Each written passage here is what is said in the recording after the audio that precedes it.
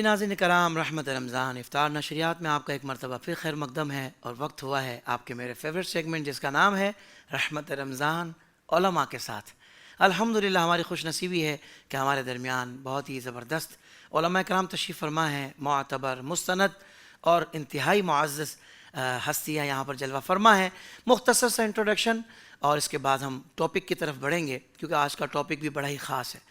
ناظرین کرام، ہماری خوش نصیبی ہے کہ ہمارے درمیان حضرت علامہ مولانا پیر سید علی زین العابدین شاہ صاحب دامہ بقاتم العالیہ، جو کہ دربار شاہ ابو المعالی کے سجادہ نشین ہیں، آپ تشریف فرما ہیں، اور آپ کے ساتھ ایک اور زبردست عالم دین حضرت علامہ مولانا احمد رضا امجدی صاحب آپ بھی تشریف فرما ہیں، اور ہمارے دو بڑے ہی پیارے شناخواں محمد جامی رضا قادری اور ہمارے سید محمد انس کریمی آپ بھی تشریف فرما، اور ان سے بھی انشاءاللہ پیارے پیارے کلام اس افطار کی نشریات میں ہم نے سننے ہیں۔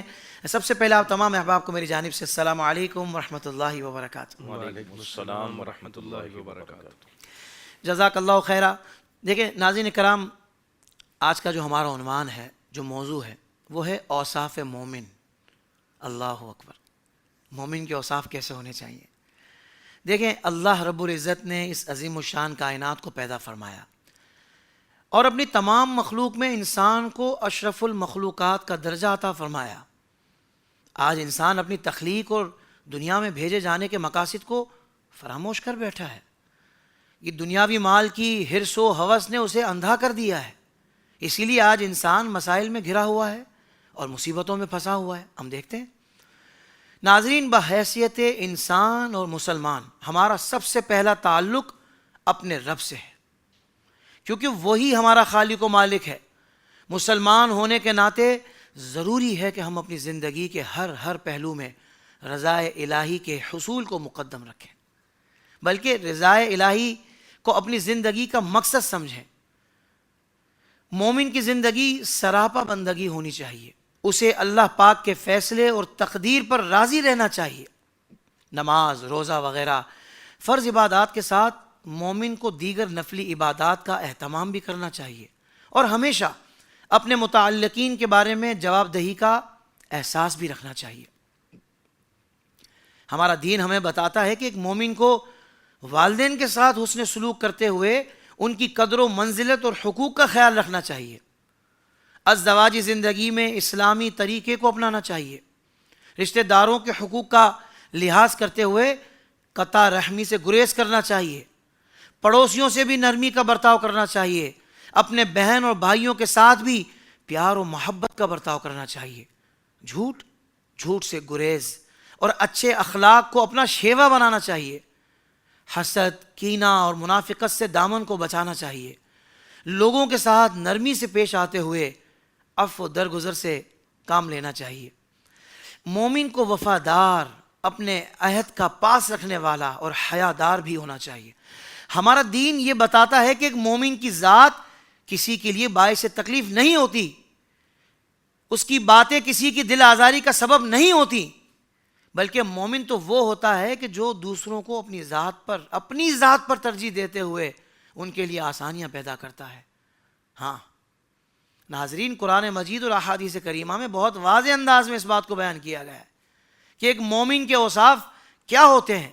الحمدللہ ہم مسلمان ہیں، قرآن و سنت کی تعلیمات کو ماننے والے اور ان پر ایمان رکھنے والے ہیں، مگر شاید دینی تعلیمات یا دینی ماحول سے دوری کے سبب ہم غلط راستے پر چل پڑے ہیں۔ آج کے ہمارے پروگرام کا موضوع ہے اوصاف مومن، یعنی آج ہم بات کریں گے کہ ایک سچے مسلمان کی کیا صفات ہوتی ہیں، اور ایک اچھا اور با کردار مسلمان کون ہوتا ہے۔ تو پھر آئیے، علماء کرام موجود ہیں، ان کی بارگاہ میں چلتے ہیں کہ اوصاف مومن کیا ہیں۔ علامہ صاحب، آج ہمارا ذہن بن گیا ہے، ہمیں بتا دیں کہ ہمیں اچھا مومن بننے کے لیے کیا کرنا پڑے گا، ہمارے اندر وہ کون سی عادتیں اور اوصاف ہونے چاہیے جس کی وجہ سے ہم ایک بہترین مسلمان اور مومن بن جائیں۔ تو آئیے معزز علماء کرام کی طرف چلتے ہیں۔ سب سے پہلے قبلہ شاہ صاحب آپ کی بارگاہ میں عرض ہے، حضور یہ ارشاد فرمائیے گا کہ پہلے تو ٹاپک چونکہ ہمارا اوصاف مومن ہے، تو اس بات کو سمجھنے کی ضرورت ہے کہ اوصاف کسے کہتے ہیں، اور پھر مومن میں ان اوصاف کا ہونا، کیونکہ فی زمانہ ہم یہ تو کہتے ہوئے پائے جاتے ہیں کہ بھئی فلاں بندہ بہت زبردست ہے، اچھا ہے، اس کے بڑا کمال بندہ ہے اور اس کو مکمل طور پر ہم بڑا ہی اچھا انسان کہہ رہے ہوتے ہیں، شاید کچھ مفادات وابستہ ہوتے ہوں گے، دیگر چیزیں ہوتی ہوں گی، لیکن ہم دیکھتے ہیں کہ اس کے اندر کئی برائیاں دینی اعتبار سے موجود ہیں. تو بھائی ہمارے کسی کے تعریف کرنے کا معیار، کسی کو اچھا انسان یا اچھا مسلمان کہنے کا معیار کیا ہونا چاہیے، اس کے لیے ہمیں یہ جاننے کی ضرورت ہے کہ بیسیکلی مومن کے اوصاف کیا ہوتے ہیں. کیونکہ ہم اگر مغربی دنیا کی بات کریں تو وہاں بھی ہم کہتے ہیں کہ وہ لوگ بڑے اچھے ہیں، مطلب ظاہری اعتبار سے اخلاق کی بھی بات کی جائے، اور ہمارے ایک مسلمان مومن کا اخلاق انہیں اچھا نظر نہیں آ رہا ہوتا. تو میں چاہتا ہوں حضرت یہ ارشاد فرمائیے کہ یہ اوصاف تو ظاہر بات ایک مومن کا ہی خزانہ ہے جو مومن کے پاس ہوا کرتا ہے. اوصاف مومن اس موضوع پر ابتدائی طور پر آپ کیا ارشاد فرمائیں گے؟ بسم اللہ الرحمن الرحیم، صلی اللہ تعالی علی النبی الامین وآلہ وصحبہ اجمعین. بحمد اللہ تعالی ایک اور نہایت اہم موضوع کے ساتھ دوبارہ ناظرین کے سامنے آپ کے توسط سے حافظ صاحب حاضر ہیں. عرض گزار ہوں، زمانہ جیسے جیسے نبوی اور وحی کی تعلیمات سے دور ہوتا ہے اللہ، تو اس پر جو گرد و غبار زمانے کے آثار وغیرہ آتے ہیں، اس سے اخلاق اور اللہ تبارک و تعالیٰ جل وعلا اور اس کے رسولوں کو دیے گئے جو احکام ہیں شرائع کے طور پر، ان سے دوری ہو جاتی ہے صحیح. اور بگاڑ جو ہے وہ پیدا ہوتا ہے. حضور فخر عالم نور مجسم صلی اللہ علیہ وبارک وسلم نے جب اعلان نبوت فرمایا تو زمانہ کس نہج پر تھا جس کو جاہلیت کا دور کہا جاتا ہے، وہ کسی سے ڈھکی چھپی بات نہیں. یعنی وہاں دیکھا جائے تو دینی آثار بھی ناپید تھے اور ایسے ہی دنیاوی اعتبار سے بھی برائیاں بہت ساری موجود تھیں. حضور فخر عالم صلی اللہ علیہ وبارک وسلم نے اعلان نبوت سے بھی پہلے 40 سالہ اپنی جو عملی زندگی تھی اس سے حضور فخر عالم صلی اللہ علیہ وبارک وسلم نے پاکیزگی کی ایک فضا قائم فرمائی. واہ واہ واہ. پھر اس کے بعد جس وقت اللہ تبارک و تعالیٰ کے حکم سے اعلان نبوت فرمایا تو فخر عالم صلی اللہ علیہ وبارک وسلم نے گہری نگاہ کے ساتھ ہر ایک شخص کو دیکھا کہ یہ اس کا مرض کیا ہے، اس کا مسئلہ کیا ہے. یعنی برائی کے اعتبار سے دیکھا جائے تو اس کے لیے کون سی ایسی چیز ہے جو نصیحت کی جائے اس کو کام آئے. تو فخر عالم صلی اللہ علیہ وبارک وسلم نے اگر کسی کے اندر دینی کمی دیکھی ہے تو اس کی دینی کمی کو پورا کیا، اگر کہیں دنیاوی اخلاقی اعتبار سے کسی میں کوئی کمی دیکھی، نقص دیکھا تو فخر عالم صلی اللہ علیہ وسلم نے وہاں تنبیہ فرمائی. یہی وجہ ہے کہ ہم دیکھتے ہیں کہ مثال کے طور پہ ایک شخص حاضر ہوا، وہ سرکار دو عالم صلی اللہ علیہ وسلم سے سوال کرتا ہے تو نبی پاک صلی اللہ علیہ وسلم نے اس سوال کا ایک خاص جواب اس کو ارشاد فرمایا. یہ آپ کو حدیث مبارکہ کے مطالعہ میں ملے گا. اگر یہی سوال کسی دوسرے شخص نے کیا ہے تو فخر عالم صلی اللہ علیہ وبارک وسلم نے جواب دوسرا ارشاد فرمایا. سوال ایک ہے، کرنے والے دو الگ الگ لوگ ہیں. تو امام الانبیاء صلی اللہ علیہ وسلم نے جواب بھی دو دیے. بسا اوقات پڑھنے والا جو آدمی ہے وہ سوچتا ہے کہ اس میں تو نبی علیہ الصلوۃ والسلام کے قول میں اختلاف آ رہا ہے. یہ سرکار کے فرمان کا اختلاف نہیں ہوتا، بلکہ حضور فخر عالم صلی اللہ علیہ وسلم خود ملاحظہ فرما دیتے ہیں کہ یہ سوال کس انداز سے کر رہا ہے اور کس وجہ سے کر رہا ہے. صحیح. چونکہ سرکار کو نبوی اطلاع اللہ تبارک و تعالیٰ نے عطا فرمائی ہے تو حضور اس اطلاع کے سبب سے اس کو ویسا ہی جواب ارشاد فرماتے ہیں. تو نبی علیہ الصلوۃ والسلام نے 23 سالہ دورانیے میں جو ایک نہج مکمل فرمایا اور آگے اپنی امت کو لائحہ عمل کے طور پر دیا. جو بندہ دینی اعتبار سے بھی دنیاوی اعتبار سے بھی اس پر پورا اتر آئے تو اس کا مطلب یہ ہے کہ اس نے واقعی مومن کے اوصاف مکمل کر لیے ہیں. اور اگر اس میں کسی اعتبار سے دینی اعتبار سے کمی آ جائے تو پھر تو مسئلہ ہی بڑا زیادہ الگ ہے. اور اگر عملی اعتبار سے الگ آیا تو اس کا مطلب یہ ہے کہ فخر عالم صلی اللہ علیہ وسلم کا کلمہ تو ضرور پڑھتا ہے لیکن جو اخلاق سرکار نے دیے سے ان سے متخلق نہ ہوا تو مطلب یہ کامل مومن نہیں ہے. یہی وجہ ہے کہ یہ چیز جو ہے وہ زمانے میں دشواری اور بگاڑ پیدا کرتی ہے. بالکل صحیح ہے. ساتھ ہی قبلہ شاہ صاحب میں چاہوں گا یہ بھی آپ ارشاد فرما دیں کہ ہم اس وقت تو بدقسمتی سے اخلاقی پستی کی اس نہج پر پہنچ چکے ہیں کہ کیا بڑا کیا چھوٹا، تمیز ختم ہو گئی ہے، اساتذہ کا ادب و احترام بھی ختم ہو گیا ہے، والدین کا ادب بھی نہیں رہا. تو حضرت کیا مطلب اس حوالے سے کیا مومن کے اوصاف ہونے چاہیے؟ تھوڑا سا وقت اگر عنایت فرمائیں تو اس کا کچھ جواب مختصراً بھی اور تفصیلاً بھی دونوں اعتبار سے یعنی درمیانے طور پہ عرض کروں. آقائے دو عالم صلی اللہ علیہ وسلم نے جو اخلاق اور تربیت فرمائی اس میں ہر لحاظ سے امام الانبیاء صلی اللہ علیہ وبارک وسلم نے طریقہ کار زندگی گزارنے کا دے دیا. اب ہم حضور کے اصحاب میں دیکھتے ہیں، آپ نے اساتذہ کا نام لیا، میرے ذہن میں مثال مجھے یاد آ گئی. حضرت سیدنا زید بن ثابت رضی اللہ تعالیٰ عنہ سرکار کے اجلہ اصحاب میں سے ہیں، نامور صحابی ہیں، علم الفرائض کے بڑے ماہر تھے. حضرت عبداللہ ابن عباس رضی اللہ تعالیٰ عنہ خود اہل بیت میں سے ہیں اور بڑے مفسر قرآن ہیں، صحابی ہیں، حضور کے رشتہ دار ہیں. یہ حضرت زید بن ثابت کے شاگرد تھے. ایک جنازے میں شرکت کی، مستدرک حاکم کے اندر یہ روایت موجود ہے. حضرت زید رضی اللہ تعالیٰ عنہ استاذ ہیں، حضرت عبداللہ ابن عباس ترجمان قرآن، آپ شاگرد ہیں۔ جب حضرت زید ابن ثابت جنازے سے باہر آئے تو دیکھا، آپ نے ملاحظہ فرمایا کہ حضرت عبداللہ ابن عباس رضی اللہ تعالیٰ عنہما آپ حضرت زید بن ثابت رضی اللہ تعالیٰ عنہ کی سواری کی لگام تھامے کھڑے ہیں۔ اچھا، ایک روایت میں آتا ہے کہ لگام تھامے کھڑے ہیں، اور ایک روایت میں آتا ہے کہ جہاں رکاب میں پاؤں ڈالتے ہیں، جس وقت حضرت زید سوار ہونے لگے تو پکڑ کے وہ رکاب آگے کی، تو حضرت سیدنا زید بن ثابت رضی اللہ تعالیٰ عنہ کو رشک آیا۔ آپ نے فرمایا کہ آپ خود اہل بیت میں سے ہیں، نبی علیہ الصلوۃ والسلام کے اہل میں آتے ہیں آپ، تو اللہ تبارک و تعالیٰ نے تو آپ کو ویسے شانیں عطا فرمائی ہیں، عالم بھی ہیں، سب کچھ ہیں، تو آپ تو ایسے نہ کریں۔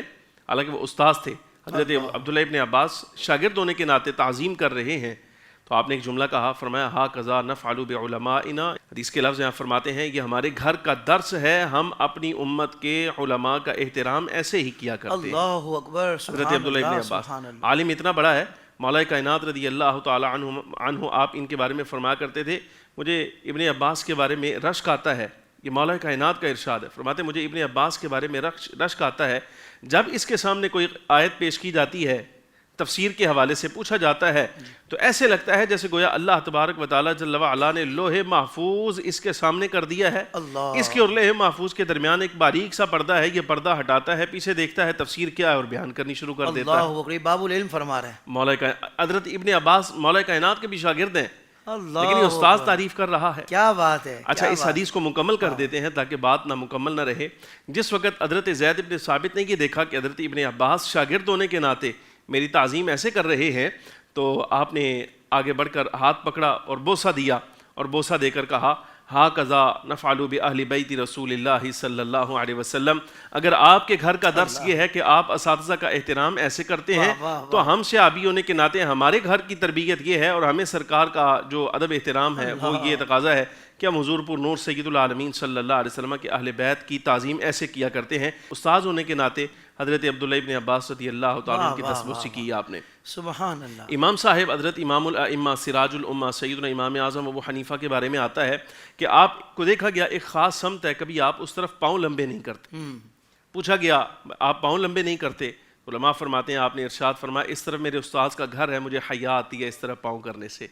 تو پھر اگر آپ دیکھیں استاذ کا گھر استاد نہیں ہے اور گھر بھی سامنے نہیں ہے، صرف وہ سمت ہے کہ اس سمت میں میرے استاذ کا گھر ہے، اس لیے مجھے یہاں پاؤں پھیلاتے ہوئے حیا آتی ہے، تو پھر اساتذہ اور ائمہ جو تیار ہوتے ہیں وہ امام صاحب رضی اللہ تعالیٰ عنہ جیسے ہوا کرتے ہیں۔ ماں باپ کے بارے میں بھی عرض کروں، جو ہمیں درس ملا ہے تربیت کے اعتبار سے، حضرت سیدنا امام زین العابدین رضی اللہ تعالیٰ عنہ امام سجاد کے بارے میں آتا ہے، آپ اپنی والدہ محترمہ کے ساتھ جس وقت دسترخوان پہ بیٹھتے تو آپ ان کے ساتھ کھانا تناول نہیں کرتے تھے۔ پوچھا گیا ایسا کیوں ہے، تو آپ فرماتے ہیں مجھے حیا آتی ہے کہ میری والدہ محترمہ کا، چونکہ دسترخوان پر متعدد چیزیں ہوتی ہیں، میری والدہ محترمہ کا ارادہ ہو کسی شے کو پکڑنے کا، اور میں بھی ان کے ساتھ بیٹھ کر کھانا کھا رہا ہوں، اور میں ان سے پہلے اس چیز کو لے لوں اور تناول کروں، اور والدہ کے دل میں رنج آئے تو اللہ تبارک و تعالیٰ کی ناراضگی کا سبب ہوگا، اس لیے میں رب کی ناراضگی سے بچنے کے لیے دسترخوان پہ اپنی والدہ کے ساتھ بیٹھ تو جاتا ہوں لیکن ان کے ساتھ کھانا تناول نہیں کرتا۔ یہ تعظیم کا لحاظ ہے۔ امام سجاد سیدنا امام زین العابدین رضی اللہ تعالیٰ عنہ، سبحان اللہ سبحان اللہ، بے شمار مثالیں اس کی موجود ہیں، لہٰذا یہ فخر عالم صلی اللہ علیہ وسلم کی تربیت کا ایک حصہ ہے جو آپ صلی اللہ علیہ وسلم نے اساتذہ، والدین اور معاشرے کا ہر فرد جو عزت والا ہے، جیسے عزت کرنے کا حق ہے اس کی عزت کی جائے، یہ نبی علیہ الصلوۃ والسلام کی تربیت کا حصہ ہے۔ سبحان اللہ سبحان اللہ، کیا بات ہے۔ قبلہ شاہ صاحب اللہ آپ کو سلامت رکھے۔ گزارش کروں گا حضرت علامہ احمد رضا امجدی صاحب، قبلہ سوال یہ ہے کہ حضرت ابو دردہ رضی اللہ عنہ کے متعلق ان کی زوجہ محترمہ حضرت ام دردہ رضی اللہ عنہ فرماتی ہیں کہ آپ ہر بات مسکرا کر کیا کرتے۔ جب میں نے ان سے اس بارے میں پوچھا تو انہوں نے جواب دیا کہ میں نے نبی اکرم صلی اللہ علیہ وسلم کو دیکھا کہ آپ دوران گفتگو مسکراتے رہتے تھے۔ حضور، چہرے پر مسکراہٹ کا رہنا اور خوش اخلاق ہونا بھی اہل ایمان کے اوصاف سے ہے، مگر بدقسمتی سے ہمارے معاشرے میں بد اخلاقی سرایت کر چکی ہے، کیا کہیں گے حضرت؟ بسم اللہ الرحمن الرحیم، اللہم صلی علی سیدنا و مولانا محمد معدن الجود والکرم والہ وصحبہ وبارک وسلم۔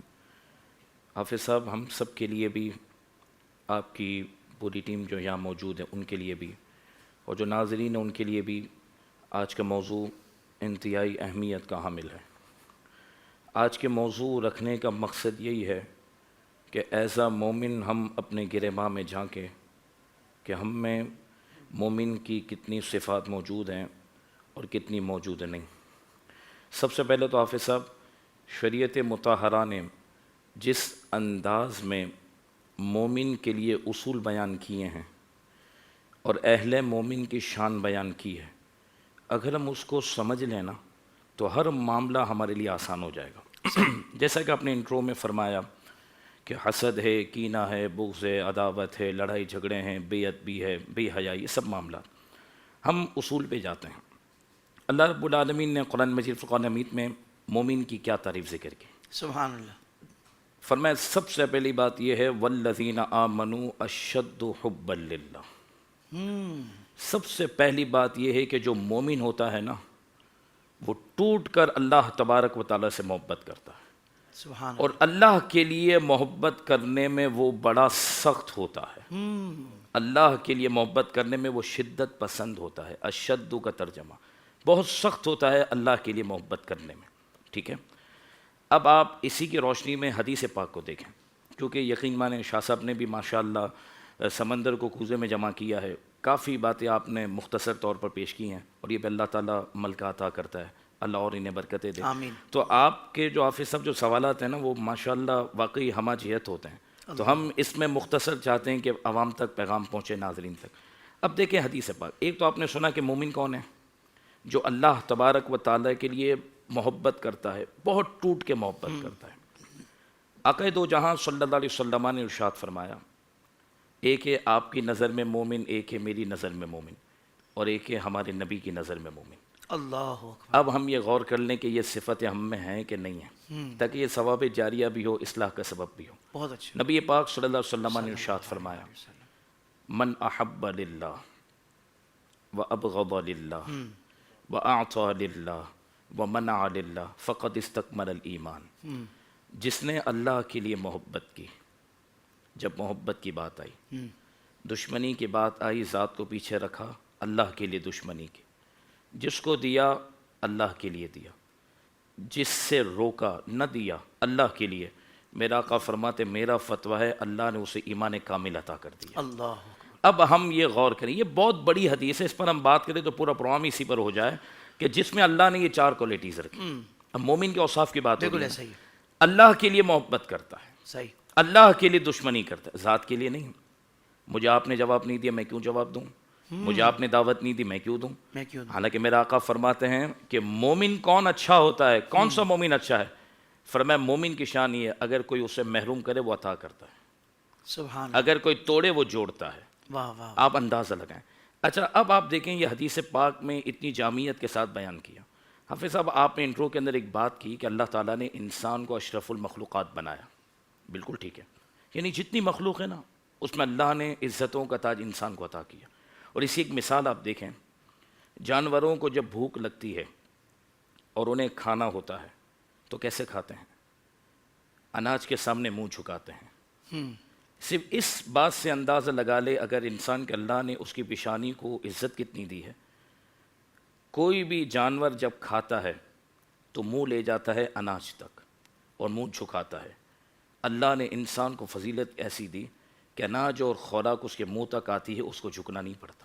واہ واہ۔ اتنی بلندی اللہ نے عطا فرمائی۔ ایک طرف اشرف المخلوقات ہے انسان، دوسری طرف کیا ہے، آج کا موضوع اس لیے اہم ہے کہ اگر ہم نے ان صفتوں کو اپنایا تو ہم اشرف المخلوقات میں شامل ہوں گے، اور اگر ہم ان صفتوں سے گرے تو قرآن ذکر کیا کرتا ہے، اولئک کالانعام بل ہم اضل۔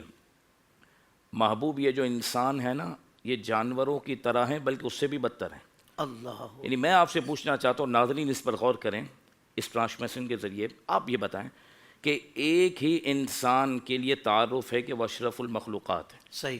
اور ایک طرف قرآن کہہ رہا ہے کہ یہ انسان جانور اس سے بھی بدتر ہے۔ اللہ اکبر۔ فرق کیا ہے؟ فرق۔ جب انسان کو انسان ہونا یاد رہتا ہے، جب انسان کو دنیا میں آنے کا مقصد یاد ہوتا ہے، میں دنیا میں کیوں آیا، اور جب انسان حق کے ساتھ زندگی بسر کرتا ہے تو کائنات میں مخلوق اسے جھک کر سلام کرتی ہے۔ اور جب انسان انسانیت سے گر جائے اور اپنے آپ کو بھول جائے، کہتا ہے نا جو خود کو بھولا وہ خدا کو بھولا، تو جب انسان اپنے آپ کو بھول جائے کہ میں ہوں کون، مجھے اللہ نے نائب بنا کر دنیا میں بھیجا ہے، مجھے حق کے لیے بھیجا ہے، تو جب وہ حق سے ہٹتا ہے تو وہ جانوروں سے گر جاتا ہے۔ اللہ آپ اندازہ لگائیں۔ اب میں اگر آپ کے سامنے بات کروں تھوڑا سا وقت لیتے ہوئے کہ دیکھیں آقا دو جہاں صلی اللہ علیہ وسلم نے جو مومن کی علامتیں ذکر کی۔ اچھا مومن کون ہوتا ہے؟ اللہ کے لیے محبت کرتا ہے، اللہ کے لیے دیتا ہے، اللہ کے لیے دشمنی رکھتا ہے۔ یہ پتہ ہے کب پیدا ہوگا حافظ صاحب؟ ایمان سے بنا ہے مومن۔ ایمان کا مطلب ہے یقین، ایقان، یعنی مومن کی گٹی میں یقین اور بھروسہ اللہ پہ ہوتا ہے۔ جب ہم اللہ پہ یقین رکھیں گے تو آپس میں لڑنا چھوڑ دیں گے نا۔ جب یقین مومن کا اللہ پہ ہوگا تو مومن کا سب سے بڑا وصف اور صفت یہ ہے کہ اس کی لو اپنے رب سے لگی ہوتی ہے، اللہ وہ اپنے رب سے جڑا رہتا ہے، اور جس کا امتی ہوتا ہے بس انہی کی طرف اس کی توجہ ہوتی ہے۔ تو ایمان کی بنیاد ہے اوصاف کے اندر یقین، توکل۔ جب اللہ پہ یقین ہے، کیونکہ عام انسان جو مسلمان نہیں اس کا کبھی رب العالمین کی طرف خیال نہیں جاتا، لیکن جو مومن ہے وہ کہتا ہے میں اللہ کا بندہ ہوں، میرا بھروسہ رب پر ہے، میرا یقین اللہ پر ہے۔ جب اللہ تبارک و تعالیٰ پر یقین ہے تو پھر میں آپ سے حسد کیوں کروں گا؟ جس رب نے آپ کو دیا وہ مجھے بھی دے گا۔ میں لڑائی کیوں کروں گا؟ میں اپنے بھائی کا حق کیوں ماروں گا؟ اس وقت ماروں جب میں یہ سمجھوں کہ میں قادر ہوں، میں لڑ سکتا ہوں، میں لے سکتا ہوں۔ نہیں، میری توجہ تو رب پر ہے، یقین رب پر ہے، اعتماد رب پر ہے۔ آج جو معاشرے کے اندر ہمارے اندر برائی ہے، پیچھے وجہ توکل کا نہ ہونا، یقین کا نہ ہونا۔ اور ان احادیث میں جو اصول دے دیے گئے نا کہ اللہ کے لیے دینا ہے، اللہ کے لیے رکنا ہے، اللہ کے لیے دشمنی کرنی ہے، بار بار یہ باور کروایا جا رہا ہے کہ تم نے جن کا کلمہ پڑھا ہے نا تم ان کے ہو گئے، جب تم ان کے ہو گئے تو ہر معاملے میں انہی کی مدد تمہارے شامل حال ہوگی۔ آج اگر یقین معاشرے میں آ جائے نا کہ اللہ پہ بھروسہ ہے، میں کیوں آپ سے چھینوں گا، میں کیوں آپ سے لڑوں گا، میں کیوں آپ کو دھوکہ دوں گا؟ مطلب جو دھوکہ دے رہا ہے، کیا تجھے رب پہ بھروسہ نہیں؟ حضرت ہم کیا کریں، کمائی پوری نہیں ہوتی، حرام کی طرف جانا پڑتا ہے، اللہ پہ بھروسہ نہیں؟ بات گھوم پھر کے وہی آئے گی۔ اس لیے آقا دو جہاں صلی اللہ علیہ وسلم یہ چاہتے ہیں، قرآن یہ چاہتا ہے کہ مومن اپنے رب پر بھروسہ پیدا کرے، یقین پیدا کرے، توکل پیدا کرے۔ ایمان یقین سے ہے، اور پھر اللہ تبارک و تعالیٰ کی محبت کا غلبہ اس کے دل پر ہو۔ جب مجھے محبت ہی اللہ کے لیے آپ سے کرنی ہے حافظ صاحب، تو پھر میں اللہ کے لیے جب محبت کروں گا نا تو ہمیشہ وہی کام کروں گا جس میں آپ کا بھی بھلا ہو، میرا بھی بھلا ہو۔ اور جب میں ذات کے لیے، نفس کے لیے محبت کروں گا نا تو وہاں حسد بھی آئے گا، کینہ بھی آئے گا۔ تو آپ اور میں چاہتے ہیں کہ ہمارے اندر سے اور معاشرے کے اندر سے ہر برائی ختم ہو جائے، ہر عیب خوبی میں بدل جائے۔ تو آج سے یہ عہد کریں کہ یقین اللہ پہ، بھروسہ اللہ پہ، اور جس سے تعلق رکھنا ہے اللہ کے لیے، جس سے دشمنی رکھنی ہے اللہ کے لیے۔ سبحان اللہ، سبحان اللہ، کیا بات ہے! آپ نے، علامہ صاحب نے اصول بیان کر دیے۔ یقین مانے کہ یہ اصول ذہن میں رہے نا تو پھر بندہ ادھر ادھر ہو ہی نہیں سکتا۔ اب ایک ایک معاملہ کر کے سمجھائیں، یہ بھی ظاہر بات ہے تفصیل یہاں بیان ہوتی ہے، مگر اصول بیان کر دیا گیا۔ معاملہ کوئی بھی ہو، بندہ ایک لمحے کے لیے رک کر سوچے کہ میرا رب ناراض تو نہیں ہوگا میرے اس کام سے، رب کے محبوب ناراض تو نہیں ہوں گے، ہیں کہیں یہ رب کے معاملے میں توکل میرا کم ہے، کہیں اس کا اظہار تو نہیں ہو جائے گا میرے اس عمل سے۔ اللہ اکبر! تو یہ اصول جب بیان کر دیا گیا نا تو میں سمجھتا ہوں کہ بہت آسان ہمارے لیے ہو گیا۔ مزید آگے بڑھتے ہیں۔ قبلہ شاہ جی یہ فرمائیے گا کہ ظاہر و باطن کا ایک ہونا، یہ بھی تو اہل ایمان کے اوصاف میں سے ہے۔ اور ہم فی زمانہ دیکھتے ہیں کہ عوام تو عوام، باشرح نظر آنے والے لوگ بھی دو رنگی نظر آتے ہیں کہ بھائی ظاہر کچھ اور ہے، یعنی کہ اسٹیج پر کچھ اور ہیں، یا عوام میں کچھ اور ہیں، اور پیچھے کے معاملات ان کے کچھ اور ظاہر ہو جاتے ہیں۔ تو حضرت کیا اس بارے میں ارشاد فرمائیں گے کہ ظاہر باطن دونوں ایک ہوں، یعنی دونوں اچھے ہوں، اوصاف مومن چونکہ بیان ہو رہے ہیں؟ صاحب جی اس کے بارے میں عرض گزار ہوں، زمانہ نبی صلی اللہ علیہ وبارک وسلم میں 3 قسم کی اقوام تھی۔ ایک تھے جملہ اہل اسلام، پکے مومن، جہاں دوسری کسی نقص کا یا عیب کا تصور ہی نہیں۔ واہ واہ واہ! اور ایک قوم ایسی تھی کہ جو پکے کافر، یہود، نصارہ اور اس طرح کی دیگر اقوام، اب ان کے اندر خوبی کوئی نہیں۔ درمیان میں ایک قوم ایسی تھی جو بظاہر تو کلمہ پڑھتے تھے لیکن باطن ان کا کفار کے ساتھ ملا ہوا تھا، انہیں منافق کہا جاتا تھا۔ اگرچہ ہمارے ائمہ کرام فرماتے ہیں نفاق حقیقی وہ تو زمانہ نبوی صلی اللہ علیہ وسلم کے ساتھ محدود تھا، وہ ختم ہوا، اب یا کفر ہے یا اسلام. لیکن اس کے باوجود وہ جو نفاق کے اوصاف تھے، علامات تھیں، وہ آج بھی باقی ہیں. اللہ اکبر. اس لیے حضور فخر عالم صلی اللہ علیہ وبارک وسلم نے جس وقت نفاق کی علامات بیان کی تھیں تو یہی ارشاد فرمایا تھا کہ جب جھگڑا کرے گا تو گالی دے گا، وعدہ کرے گا تو وعدہ خلافی کرے گا. یہ سرکار دو عالم صلی اللہ علیہ وسلم نے نفاق کی علامات بیان کی. اللہ تبارک و تعالیٰ جل وعلا نے صریح لفظوں کے ساتھ اہل ایمان کو مخاطب کر کے یہ جملہ ارشاد فرمایا، وَذَرُوا ظَاهِرَ الْإِثْمِ وَبَاطِنَهُ، فرمایا ظاہری گناہوں کو بھی چھوڑ دو اور باطنی گناہوں کو بھی چھوڑ دو. یعنی ظاہری گناہ اور باطنی گناہ چھوڑنے کا مطلب ایک علماء کرام نے یہ بیان کیا کہ جس طرح ظاہر میں لوگوں کے ڈر سے تم گناہ سے بچتے ہو کہ عزت خراب ہوگی، ایسے ہی جب خلوت میں جاؤ، تنہائی میں جاؤ تو اس وقت بھی گناہ کرنے سے باز رہو. اور یہ اگر ایسا ہو جائے یعنی ظاہراً بھی بندہ پاک رہے اور باطناً بھی پاک رہے. اب اس کے دو معنی لیے جا سکتے ہیں، ایک ہے ظاہراً پاک رہنا اور باطناً پاک رہنا، یعنی جیسے انسان کا ظاہر ستھرا ہے ایسے ہی اس کا باطن بھی ستھرا ہو. اور دوسرا معنی یہ ہے جیسے لوگوں کے سامنے ستھرا بنتا ہے ایسے ہی خلوت میں بھی ستھرا ہو. تو یہ دونوں چیزیں مل کر تو ایمان کامل کا جو وصف ہے وہ بندے کے بارے میں پیش کرتی ہیں. تو یہ آیہ مبارکہ جس طرح فرمایا نا ظاہری گناہوں کو بھی چھوڑو، باطنی گناہوں کو بھی چھوڑو، اس کا مطلب یہ ہے کہ جب انسان ظاہراً ہونے والے گناہوں سے بھی باز رہے گا، باطنی گناہوں سے بھی پاک رہے گا. باطنی گناہوں کی طرف اشارہ کرتے ہوئے فرمایا جیسے حسد ہے، کینہ ہے، بغض ہے اور فلاں فلاں، یہ اندر کے گناہ بس سامنے ملے تو بڑے اچھے چہرے کے ساتھ، لیکن باطناً اندر کیا چھپایا ہوا ہے وہ ایک الگ مسئلہ ہے. یا منہ پر کسی کے ساتھ بات کیا تو اچھائی کے ساتھ، جیسے ہی الگ ہوئے تو غیبت شروع ہو گئی. تو یہ ظاہری باطنی کا جتنا معاملہ ہے جب یہ برابر ہو جائے تو حضور فخر عالم صلی اللہ علیہ وبارک وسلم کا امتی کامل نظر آتا ہے. تو ایسی صورت میں اللہ تبارک و تعالیٰ جل وعلا اس کے وجود کی برکت اس کے اطراف میں بھی عطا فرماتا ہے. یہی وجہ ہے کہ جن کی طرف آپ نے اشارہ کیا یہ ظاہراً ان کی عزت ضرور ہوتی، یعنی سامنے آئے تو عزت دار بھی بنے، نبی علیہ الصلوۃ والسلام کا نام بھی لیا، سہارا بھی لیا، اور اس کے بعد جس وقت نیچے ہوئے ہیں تو پھر عادات، اطوار، بولنے کا طریقہ، بات کرنے کا سلیقہ، یہ سب کچھ تبدیل ہو گئے. تو ایسی صورت میں اللہ تبارک و تعالیٰ جل وعلا ان کی عزت بھی ظاہر پر مبنی رکھتا ہے، باطنی طور پر لوگ پھر ان کی عزت بھی نہیں کرتے. اور یہ نرا اس شعبے کے ساتھ سٹیج پر آنے والے لوگ ہی نہیں ہیں، یہ ہر محکمے کے اندر، ہر فیلڈ کے اندر ایسے لوگ موجود ہوتے ہیں. حتیٰ کہ خاندانوں کے خاندان بھی ایسے ہی ہوتے ہیں، سامنے ملتے ہیں جو اچھے سلیقے سے، لیکن جب پیٹھ پیچھے ہوتے ہیں تو پھر بات اور ہوتی ہے. تو اللہ رب العالمین جل وعلا کو جو مومن پسند ہے وہ ایسا ہی ہے جس کا ظاہر بھی پاک ہو، باطن بھی پاک ہو، جس کی جلوت بھی پاک ہو، اس کی خلوت بھی پاک ہو. اللہ تبارک و تعالیٰ جل وعلا اس کے وجود کی برکتیں پھر اس کی نسلوں کو عطا فرماتا ہے.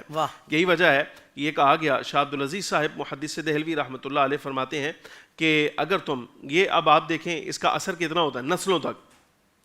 فرماتے ہیں اگر کوئی شخص کسی عالم کی برائی کرے تو اس کی کم از کم سزا یہ ہوتی ہے کہ اللہ تبارک و تعالیٰ ایسے شخص کی 3 نسلوں کو اس علم سے محروم کر دیتا ہے. اللہ.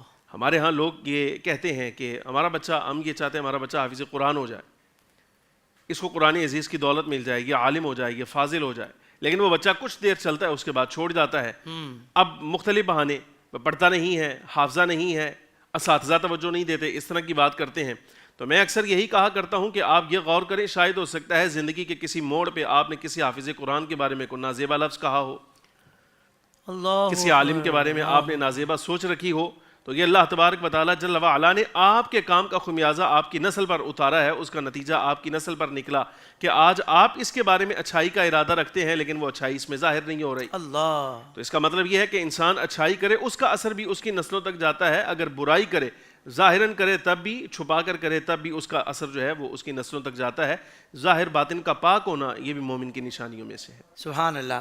قبلہ علامہ صاحب آپ کی طرف آؤں گا. حضور یہ ارشاد فرمائیے گا کہ نبی پاک صلی اللہ علیہ وآلہ وسلم کا فرمان عالی شان ہے کہ کامل مسلمان وہ ہے کہ جس کی زبان اور ہاتھوں سے دوسرے مسلمان محفوظ رہیں. جبکہ یہ بھی ارشاد پاک ہے کہ مسلمان کا بھائی ہے، نہ اس پر ظلم کرتا ہے اور نہ ہی اسے بے یار و مددگار چھوڑتا ہے.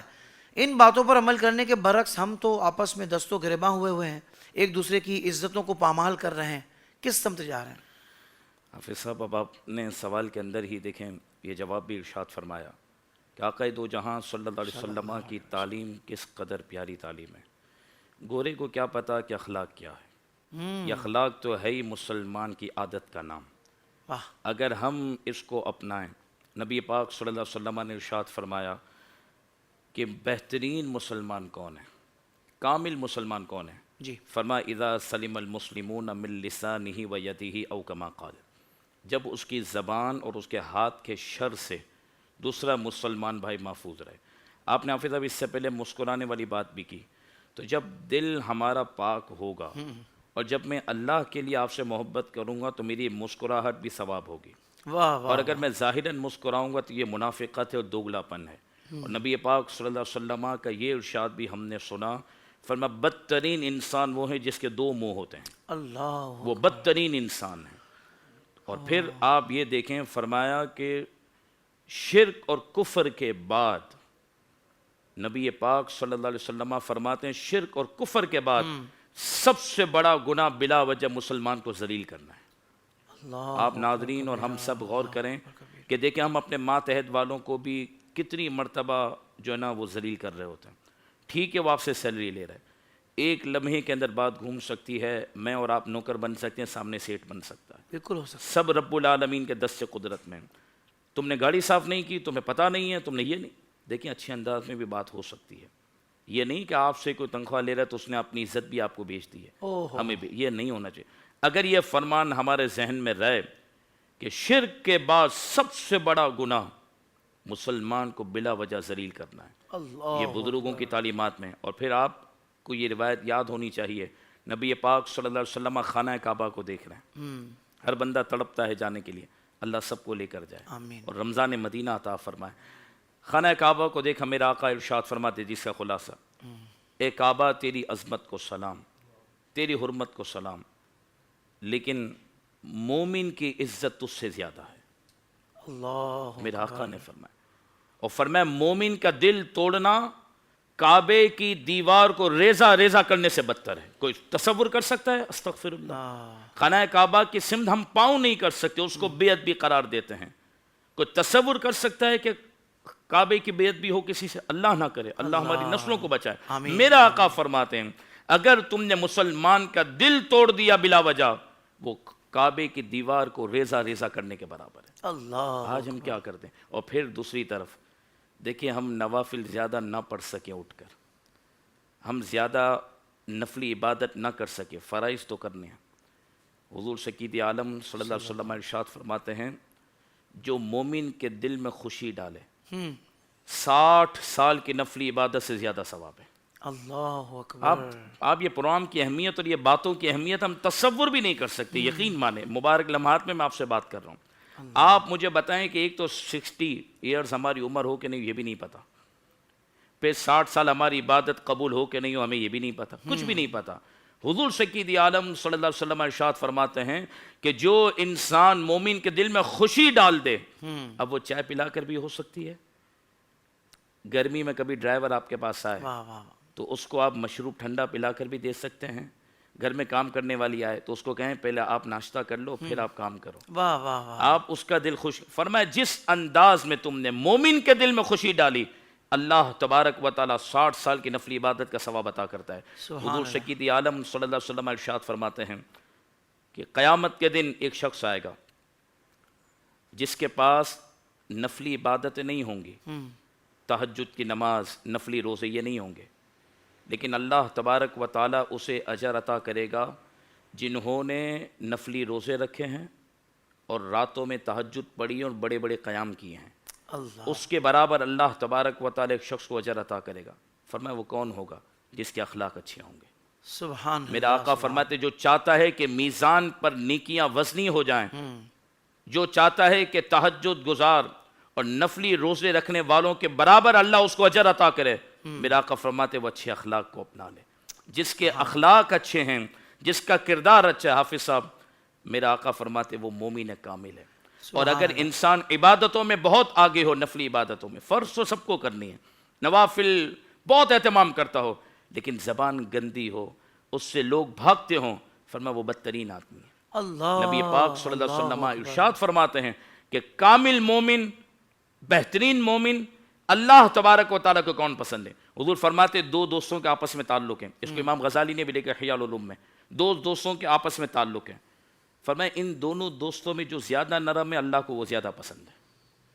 یعنی دو دوست بھی چل رہا ہے نا, ایک نرم ہمیشہ کمپرومائز کرتا ہے, دوسرا کہتا ہے نہیں میرا جو اصول ہے وہی ہے. حضور فرماتے جو اللہ تبارک و تعالیٰ کے لیے نرمی اختیار کریں, جو نرم ہو اللہ تبارک و تعالیٰ کی بارگاہ میں وہ پسندیدہ ہے. اور مومن کی صفت کی بات کر رہے ہیں نا, ایک بات اور عرض کر دوں, فرمایا مومن کون ہوتا ہے؟ حضور فرماتے جو بہت جلدی راضی ہوتا ہے, دیر سے ناراض ہوتا ہے. اللہ اکبر. ہم کہاں کھڑے کسی بھی حوالے سے, ہم تو فوراً ناراض ہو جاتے ہیں, اور راضی کرنے کے لیے سامنے والا ہمارے پاؤں میں سر بھی رکھ دے اور ہمیں سوری کے میسیجز بھی کر دیں, کہتے ہیں ٹھیک ہے معاف کر دیا, لیکن یار بس دل پہ بات ہے نا, بس دل میں بال آ گیا. میرا آقا فرماتے مومن وہ ہے کہ جو بہت دیر سے ناراض ہوتا ہے اور راضی جلدی ہو جاتا ہے, اس کا دل آئینہ ہوتا ہے. اور قرآن نے ذکر کیا تھا نا قربانی کے موقع پر, لن ینال اللہ لحومها ولا دماؤها ولکن ینالہ التقوی منکم. فرمایا اللہ تعالیٰ کو نہ تمہارا گوشت پہنچتا ہے نہ تمہارا خون پہنچتا ہے, اللہ تمہارے دل کو دیکھتا ہے. یہ دل جب بندے کا اچھا ہو جائے. حضور سید عالم صلی اللہ علیہ وسلم کے سامنے سے ایک شخص گزر رہے تھے, 3 مرتبہ آئے, حضور نے انہیں 3 مرتبہ جنتی قرار دیا. صحابہ سوچنے لگے ان کا ایسا کیا عمل ہے کہ 3 مرتبہ حضور نے انہیں جنت کی بشارت دی. ایک صحابی ان کے گھر مہمان بن گئے, 3 دن کے لیے مہمان بنے. مختصر کر رہا ہوں, 3 دن ہو گئے, کہنے لگے اب مجھے اجازت دیں. تو وہ صحابی دوسرے صحابی کو کہتے ہیں کہ آپ آئے کیوں تھے میرے گھر پہ؟ حکمت کہا نہیں بس ٹھیک. کہا بتائیں تو صحیح. کہا جب مجلس لگی ہوئی تھی تم حضور کے مجلس کے سامنے سے 3 مرتبہ گزرے, حضور نے تمہیں دیکھ کر فرمایا جنتی آدمی ہے, تو میں نے سوچا میں تمہارا مہمان بن جاؤں اور دیکھوں تمہارا عمل کیا ہے. نماز سب پڑھتے ہیں, روزہ سب رکھتے ہیں, زکوٰۃ سب دیتے ہیں, حج سب کرتے ہیں, تمہارا ایسا ایکسٹرا کون سا عمل ہے جس وجہ سے آمینہ کے لال صلی اللہ علیہ وسلم نے تمہیں بشارت دی؟ تو وہ صحابی کہتے ہیں عمل تو میرا وہی ہے جو سب مسلمانوں کا ہے, بس ایک بات ہے میرے دل میں کسی بھی مسلمان کے لیے کینہ نہیں ہے, اللہ یعنی برائی نہیں ہے, میرا دل مسلمانوں کے لیے برائی نہیں سوچتا. فرمایا بس یہی وجہ ہے کہ جس کا دل مومن کے لیے پاک ہوتا ہے اللہ اس کو یہ برکتیں عطا کرتا ہے. اور اگر ایک دسترخوان پہ بھائی بھائی بیٹھے ہوں اور دل میں کینہ ہو, کینے کی علامت کیا یہ بھی سفیان نے ذکر کر دی کہ آپ کو جس کی تعریف ہضم نہ ہو سمجھو اس کے لیے آپ کے دل میں کینہ ہے. اللہ بس اللہ تعالیٰ ہمیں مومن کے اوصاف نصیب فرمائے. مبارک لمحات. اللہ صاحب ساتھ یہ بھی ارشاد فرما دیں, کیونکہ اصل درگزر سے یہ چیز مانے ہو جاتی ہے کہ بھئی اس نے میرے ساتھ بہت برا کیا ہے, اس نے مجھے بہت تکلیف دی ہے, تو میرا دل اس کے لیے کبھی بھی صاف نہیں ہو سکتا. یہ جو جملہ کہہ کر وہ پتہ نہیں اپنے آپ کو یوں روکے رکھتا ہے کہ نہیں بھائی تو اپنی جگہ رائٹ ہے, تو اس کو کبھی معاف نہیں کرنا کیونکہ اس نے تیرے ساتھ برا کیا ہے. اس کا کیا جواب ہے حضرت؟ تو یہی تو نبی پاک صلی اللہ علیہ وسلم نے فرمایا جو تجھ سے توڑے اس سے جوڑ, اللہ جو تجھے محروم کرے اس سے عطا کر. مومن ہے نا, کیونکہ میں نے ابتدا پہ تیرے حافظ پروگرام کے اللہ کے لیے محبت کرنی ہے نا. ہاں, اور دیکھیں معافی کا مطلب ہے دل صاف, منہ سے نہیں, دل صاف. اس طرف بندہ غور کر لے کہ میں نے کتنے بڑے بڑے جرم کیے ہیں, اگر وہ رب ظاہر کر دے تو کوئی ہمیں منہ بھی نہ لگائے, تو رب نے بھی تو چھپا کے رکھے ہیں نا. تو اگر میں اللہ کے لیے اس کو معاف کر دوں گا, وہ اللہ کا بندہ ہے, میرا آقا مسکرا لیں گے. اور یاد رکھیے گا حافظ صاحب, امام اعظم ابو حنیفہ رضی اللہ تعالیٰ عنہ بھی اس روایت کو نقل کرتے ہیں. حضور شکید عالم صلی اللہ علیہ وسلم نے فرمایا اگر کوئی مسلمان کے پاس معافی طلب کرنے کے لیے آئے اور دوسرا مسلمان اس کو معاف نہ کرے, حضور فرماتے وہ میرے حوض کوثر پہ نہ آئے. حضور نے جلال کیا ہے. اللہ اگر ایک مومن آ رہا ہے آپ کے پاس معافی مانگنے کے لیے کہ مجھ سے غلطی ہو گئی معاف کر دو, آئندہ نہیں ہوگا, تو فرمایا واجب ہے اس کو معاف کرنا, کیونکہ پیچھے وعید موجود ہے. حضور نے فرمایا جو مومن کو معاف نہیں کرتا وہ میرے حوض کوثر پر نہ آئے, کیونکہ سرکار بھی چاہتے ہیں معافی دینا.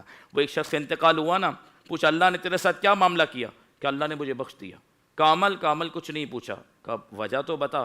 کہا بس میں جب رات کو سوتا تھا نا تو دل سے کہتا تھا اللہ میرے ساتھ جس نے جو کیا آج تک میں نے تیری رضا کے لیے سب کو معاف کیا, تو جب میں مرا تو رب نے فرمایا تو بندہ ہو کر اتنی معافی کا اعلان کرتا ہے تو میں رب ہوں, جا جب تو نے میرے بندوں کو معاف کیا میں نے تجھے ہمیشہ کے لیے معاف کر کے جنت عطا فرما دی ہے. تو اگر جنت چاہتے ہو, مصطفیٰ کے حوض کوثر سے پینا چاہتے ہو, تو دل صاف کر کے سب کو معاف کر دو. اللہ رب العالمین دنیا بھی بہتر کر دے گا, آخرت بھی بہتر کر دے گا. سبحان اللہ, سبحان اللہ, سبحان اللہ. اللہ تعالیٰ ہم سب کو ان باتوں پر عمل کرنے کی توفیق عطا فرمائے. آمین آمین. حیرت تو یہ عجب تو یہ ہے کہ یہ باتیں سن کر بھی ہمیں سامنے والا نظر آ رہا ہوتا ہے. دیکھو میں بولتا تھا نا یہ تو نے باتیں سنی نہیں ہیں, بھائی اپنے آپ میں دیکھو کہ ہم کہاں کھڑے ہیں. یعنی یہ ان باتوں میں بھی تم دوسروں کو دیکھ رہے ہو یار کہ وہ کہاں کھڑا ہے وہ کہاں کھڑا ہے. بھائی اپنے گریبان میں ایک نظر تو مار لے. اللہ اکبر. قبلہ شاہ صاحب آپ کی طرف آؤں گا کہ مومن کا ایک عظیم وصف حیا بھی ہے، اور فی زمانہ ہم دیکھتے ہیں کہ حیا تو نام کو نہیں ہے، کیا گھر کے اندر، کیا گھر کے باہر، کیا معاشرے میں. یعنی کہ حیرت ہوتی ہے کہ وہ حیا کہ جس کے ذریعے مومن کی بھی پہچان ہوتی ہے کہ یار اتنا حیا والا یقیناً یہ مومن ہوگا. یعنی کہ اس معاشرے میں بھی کہ جہاں دیگر لوگ زیادہ تعداد میں ہوں، وہاں بندہ کہے کہ یار اس کا اخلاق، اس کی حیا، اس کا کردار بتاتا ہے کہ یہ نبی پاک صلی اللہ علیہ وسلم کا ماننے والا ہوگا. اللہ اکبر. حالانکہ ہم پروگرام کر چکے ہیں حیا کے موضوع پر مکمل، مگر میں چاہتا ہوں کہ یہاں پر ایک ضمناً ذکر ضرور ہو جائے، چونکہ یہ بھی اوصاف مومن میں سے ہے حیا. تو میں چاہوں گا اس بارے میں دین کیا ہماری تعلیم ارشاد فرماتا ہے. آپ کے اس سوال سے مجھے ایک پرانا واقعہ یاد آیا. اللہ اکبر. ایک صاحب ملنے والے اسکول ٹیچر تھے، ریٹائرڈ ہوئے سرکاری ملازمت سے. تو ان کے ساتھ بیٹھے مکالمہ چل رہا تھا، کوئی گفتگو چل رہی تھی. انہوں نے بتایا، میں نے ان سے پوچھا، میں نے کہا جی ابھی آپ کی ریٹائرمنٹ کا وقت تو نہیں آیا تھا، لیکن آپ نے ریٹائرمنٹ لی کیوں، کس وجہ سے؟ تو کہنے لگے جی میں ایک حادثہ میرے ساتھ اسکول میں پیش آیا، غالباً کالج تھا. تو کالج میں میرے ساتھ یہ حادثہ پیش آیا، اس کے بعد میں نے مناسب نہیں سمجھا کہ میں اپنی اس سروس کو قائم رکھتا. بتانے لگے کہ کلاس میں پہنچا تو ایک بچی کو میں نے لباس اس کا دیکھا نامناسب تھا، مختصر تھا، لباس اس کا اچھا نہیں تھا. تو میں نے اس کے والد کو فون کیا گھر میں اس کے کہ آپ کی بچی لباس شاید ہو سکتا ہے آپ کو بن بتائے ایسا پہن کے آئی ہے، تو آپ آئیے اور اس کو واپس لے جائیے، اس کا لباس جو ہے وہ ٹھیک پہنا کے، پورا لباس اس کو پہنا کے کلاس میں بھیجیے. تو کہتے ہیں کہ جب وہ والد اس کے آئے تو میرا دیکھ کر ان کا چہرہ، ان کی صورت حیران میں رہ گیا کہ چہرے پر داڑھی ہے اور مزاج بڑا جو ہے وہ اسلامی لگتا ہے، ایسے لگتا ہے جیسے کوئی بہت زیادہ ایمانیات کا پابند بندہ اور دین حق اسلام کے حیا، پابندی اور اس طرح کے جتنے معاملات ہیں ان کا پابند آدمی ہے. لیکن کہنے لگے کہ الٹا آ کے انہوں نے مجھ سے یہ لفظ کہا کہ میں اپنی بیٹی کو خود چھوڑ کر گیا تھا، جب مجھے اس کے ایسا لباس پہننے میں کسی قسم کی کوئی دقت نہیں ہے تو آپ کو کیا مسئلہ ہے؟ اچھا. کہنے لگے جی یہ واقعہ میرے ساتھ پیش آیا، اور تو میں نے اس کے بعد یہ سارا معاملہ جو ہے وہ وائنڈ اپ کیا، سمیٹا، اور اس کے بعد کہا جی میں ایسی ملازمت اختیار نہیں کرتا کہ جس میں کسی کو اچھی نصیحت کی جائے تو وہ نصیحت بھی اس کے کام نہ آئے، الٹا وہ اس پر زور کرے. حضور پر نور سید العالمین صلی اللہ علیہ وسلم نے ارشادات عالیہ جو کچھ حیا کے بارے میں فرمائے ہیں وہ ایسے عام ہیں کہ ہر بندے کے سامنے موجود ہیں، ان کو معلوم ہے، بیان کیا جائے تو یاد آ جاتا ہے کہ ہاں واقعی یہ سرکار دو عالم صلی اللہ علیہ وسلم کا ارشاد گرامی ہے. البتہ ایک چیز میں یہ صرف یہاں عرض کروں گا، یوں سمجھیے کہ ایمان کے اجزاء اگر دیکھے جائیں تو اجزاء ایمان میں سے ایک لازم اور خاص جز اس کا حیا ہے، اور یہ اہل اسلام کا زیور ہے، یہ مسلمانوں کا زیور ہے. اگر یہ ظاہراً باطناً بندے پر موجود رہے تو ایسے میں ایمان کا حسن پیدا ہوگا، اور اگر حیا جاتی رہے تو اللہ تبارک و تعالیٰ جل وعلا ایسے بندے کے ایمان کو بے رونق کر دے گا. یوں سمجھیے کہ ایک بندے کی عمارت بڑی قیمتی ہو، اچھی بنائی ہو، لیکن بے رنگ و روغن چھوڑ دی جائے تو ایسا شخص کہ جس نے ایمان تو قبول کیا ہے، کلمہ تو پڑھتا ہے، لیکن حیا کے زیور سے آراستہ نہیں، تو اس کا مطلب اس کی ایمان کی جو عمارت ہے یہ بے رنگ و روغن ہے، بے نور ہے. ایسی عمارت نہ اللہ تبارک و تعالیٰ جل وعلا کو پسند ہے، نہ حبیب اکرم صلی اللہ علیہ وسلم اس کو پسند فرماتے ہیں. اللہ اکبر. اللہ تعالیٰ ہمیں با حیا بنا دے. سیدنا عثمان غنی پیکر حیا، پیکر وفا، ذو النورین، آپ رضی اللہ تعالیٰ عنہ کے صدقے اللہ تعالیٰ ہمیں با حیا بنا دے، با کردار بنا دے. قبلہ علامہ احمد رضا امجدی صاحب، حضور یہ ارشاد فرمائیے، ہمارا دین تو ہمیں سکھاتا ہے کہ ہم ایک دوسرے کے لیے آسانیاں پیدا کریں، لیکن ہم تو دیکھ رہے ہوتے ہیں کہ نہیں یار یہ پتہ ہے کہ اب یہ جائے گا نا تو یہ پھنسے گا، پھر بھی ہم یہ نہیں کہتے کہ نہیں بھائی آگے مشکلات ہیں، پریشانیاں، ہمیں کیا، بے شک پریشان ہوتا رہے. یعنی یہ جذبہ تو ایک مومن کا تو نہیں ہونا چاہیے تھا، ایک مسلمان کو تو نہیں ہونا چاہیے تھا. حالانکہ وہ مسلمان ہے، کلمہ گو ہے، مگر کیا تعلیمات سے کتنی دوری ہے کہ وہ یہ جذبہ بالکل ہی اس کے برعکس ہے جو ہونا چاہیے تھا، اس کے برعکس اس کے اندر یہ کیفیات ہیں. کیا فرمائیں گے؟ حافظ صاحب اس وقت جو ہے نا کئی چیزیں معاشرے کے اندر ایسی پیوستہ ہو چکی ہیں جو غیر شرعی اگر ہم غور کریں. ہم کہتے ہیں یار گیو اینڈ ٹیک کا وقت ہے بھائی، اپنے آپ پر غور کرو بھائی، اپنے آپ کو دیکھو، لوگوں کی فکر کیا پڑی ہے. تو یاد رکھیے گا اگر یہ بات آپ نے اپنے بچوں میں بھی صلاحیت کر دی اور معاشرے میں صلاحیت ہو گئی، جس وجہ سے آج یہ تباہی ہمارے سامنے. اب آپ یہ دیکھیں کہ سورہ عصر یہ ایسی مختصر صورت ہے کہ مفسرین نے لکھا کہ جب بھی صحابہ کرام علیہم رضوان ملاقات کرتے نا تو ایک دوسرے کو کوئی ایک صحابی یہ سورت سنا دیتا، دوسرا سن لیتا. سورہ عصر اتنی کثرت کے ساتھ صحابہ کے درمیان پڑھی جاتی اللہ اکبر. کیونکہ اس میں پورا فلسفہ موجود ہے. اور آپ والی بات کا جواب بھی اور پروگرام کی یوں سمجھیں کہ جو اصل معاملہ ہے نا وہ بھی سورت پاک کے اندر موجود ہے. کیونکہ ہم کیا چاہتے ہیں کہ مومن کے اوصاف، اچھا وصف کیوں انسان کے اندر ہو جس وجہ سے وہ کامیابی حاصل کرے. سورہ عصر دیکھیں ہے مختصر، والعصر زمانہ محبوب کی قسم، واہ. ان الانسان لفی خسر، بے شک تمام انسان خسارے میں. اللہ اکبر. آپ کے پروگرام کی وساطت سے ہم ناظرین کو بھی کہیں گے غور کریں، اپنے آپ پہ بھی غور کریں. اللہ کریم میں فرمائیں کہ تمام انسان خسارے میں، انسانیت خسارے میں ہے. ہاں الا الذین آمنوا، مگر جو مومن ہو، وعملوا الصالحات، اچھے کام کرتا ہو. آپ کی والی بات ہے کہ اچھے کام. وتواصوا بالحق، خود بھی حق پر قائم رہے، دوسرے کو حق پر قائم رہنے کی دعوت دے. وتواصوا بالصبر، خود بھی صبر کا پیکر بنے اور دوسروں کو صبر کی تاکید کرے. فرمایا جس انسان میں یہ چار وصف ہیں وہ کامیاب ہے، اس کے سوا قرآن کا یہ فتویٰ ہے کہ سب انسان ناکام ہے. فرمایا اب آپ یہ دیکھیں دو وصف جو حافظ صاحب شروع کے ہیں، الا الذین آمنوا وعملوا الصالحات. اب یہ دیکھیں آپ کے سوال کے جواب یہاں پر آ رہے ہیں. یہ دو وصف کا تعلق ہماری ذات سے، صحیح. ایمان اور اچھے اعمال. تو کیا میں نماز پڑھوں، میں روزہ رکھوں، میں زکوٰۃ دوں، میں حج کروں تو میں کامیاب ہو گیا، میں خسارے سے نکل گیا؟ قرآن کہتا نہیں. آج کی اس ٹرانسمیشن کے ذریعے یہ معاملہ بھی کلیئر ہو. صرف ایمان اور اچھے اعمال بھی خسارے سے نکالنے کے لیے کما حقہ مکمل نہیں. صحیح. یہ قرآن کہہ رہا ہے.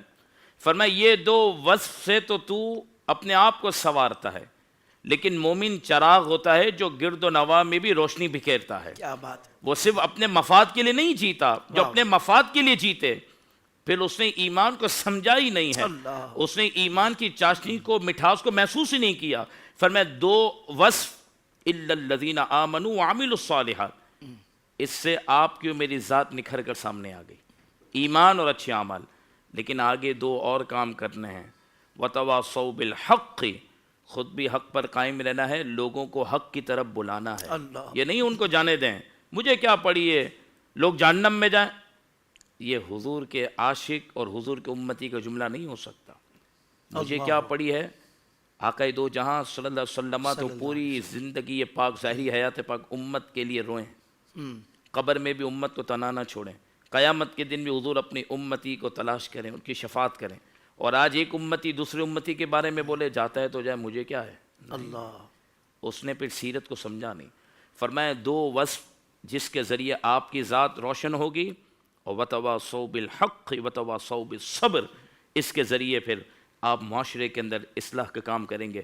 فرمایا اگر تم حدیث پاک تو دیکھیں یار، سبحان اللہ. آپ کے میرے کام ہیں نا کئی مرتبہ رکے ہوئے ہیں، کچھ کام ہے جو نہیں ہو پا رہے. آج یہ ٹرانسمیشن سے وظیفہ بھی لے لیں. عطا ہو. نبی پاک صلی اللہ علیہ وسلم ارشاد فرماتے ہیں جو کسی مسلمان کی مدد میں لگا رہے، اس کے کام میں لگ جائے، اللہ تعالیٰ اس کے کام میں اس کی مدد کرتا ہے. یعنی اگر آپ نے اپنے بھائی کے آسانی کے لیے، آپ کا تو سوال یہ کہ ہم کہتے ہیں اس کو جانے دو، اللہ. فرمایا جانے نہ دو، اس کے کام میں ہاتھ بٹاؤ اگر تمہارے لیے پاسبل ہے، اللہ. تم اس کے مددگار بن جاؤ، اس سبحان کا ہیلپر بن جاؤ. فرمایا اگر تم نے مسلمان کی مدد کی، جب تک بندہ مومن دوسرے مومن کی مدد میں لگا رہتا ہے، خدا اپنی شان کے لائق اس بندے کی مدد کرتا ہے. سبحان اللہ. آپ اندازہ لگائیں. اور آخر میں آپ کے سامنے بات عرض کروں، 18واں پارہ اگر آپ دیکھیں تو مومن کے اوصاف اللہ نے کیا ذکر کی. فرمایا قد افلح المؤمنون، بے شک مومن کامیاب ہو گئے. پہلی بات تو یہ کہ کامیاب تو مومن ہی ہوگا. فلاح، یہ فلاح وہ کلمہ ہے جو دنیا آخرت دونوں کی کامیابی پہ بولا جاتا ہے. فرمایا مومن کامیاب ہو گئے. اوصاف کیا ہونے چاہیے؟ آج کا پروگرام یہی ہے، الذین هم فی صلاتہم خاشعون. مومن کے اوصاف میں ایک وصف یہ ہے کہ جب وہ نماز ادا کرتے ہیں تو خشوع کے ساتھ کرتے ہیں. خشوع کا تعلق دل سے، سبحان اللہ. دل کے متوجہ ہونے کے ساتھ وہ نماز ادا کرتے ہیں. پھر کیا ہے؟ والذین هم عن اللغو معرضون. مومن ہے نا وہ فضول کاموں سے منہ موڑ لیتے ہیں. صحیح. اب لغو کیا ہے؟ جس میں نہ آپ کا دینی فائدہ ہو نہ دنیا میں فائدہ. بالکل صحیح. ہم اگر غور کریں تو کتنے ایسے کام ہیں جس میں ہم لگے ہوئے ہیں، نہ اس سے دین ملتا ہے نہ دنیا ملتی ہے. فرمایا مومن کی یہ صفت نہیں. مومن کی صفت یہ ہے کہ وہ لغویات سے دور ہو جاتا ہے. ایک ہے الذین هم فی صلاتہم خاشعون والذین هم عن اللغو معرضون والذین هم للزکاة فاعلون. مومن زکوٰۃ ادا کرتے ہیں. اور ایک ترجمہ یہ بھی بیان کیا مفسرین نے کہ مومن اچھے کاموں میں لگے رہتے ہیں. بہت اچھے. والذین هم لفروجہم حافظون. اس میں حیا بھی آگے. فرمایا مومن کی شان یہ ہے کہ جو اپنی شرمگاہ کی حفاظت کرتے ہیں. کیا بات ہے. وہ اپنی شرمگاہ کے معاملے میں بڑی احتیاط سے کام لیتے ہیں. پھر آگے قرآن ذکر کرتا ہے یہی چلتے ہوئے والذین هم لاماناتہم وعہدہم راعون. مومن وہ ہے کہ جو امانت دار بھی ہوتا ہے اور وعدے کا پاسدار بھی ہوتا ہے. سبحان اللہ. پھر ذکر کیا والذین هم علی صلواتہم یحافظون. وہی ترتیب چل رہی ہے. ابتدا بھی نماز سے کی، پھر انتہا میں فرمایا کہ مومن وہ ہے جو اپنی نمازوں کی حفاظت کرتے ہیں. مولا اگر یہ مومن ان اوصاف سے اپنے آپ کو متصف کر دے، نماز خشوع کے ساتھ پڑھے، لغویات سے جان چھڑائے، زکوٰۃ ادا کرے، اچھے کام کرے، شرمگاہ کی حفاظت کرے، امانت میں خیانت نہ ہونے دے، وعدے کی پاسداری کرے، نمازوں پر استقامت کے ساتھ کھڑا رہے، اللہ فرماتے سنو آگے اولئک هم الوارثون الذین یرثون الفردوس هم فیہا خالدون. یہی تو جنت الفردوس کے وارث ہیں.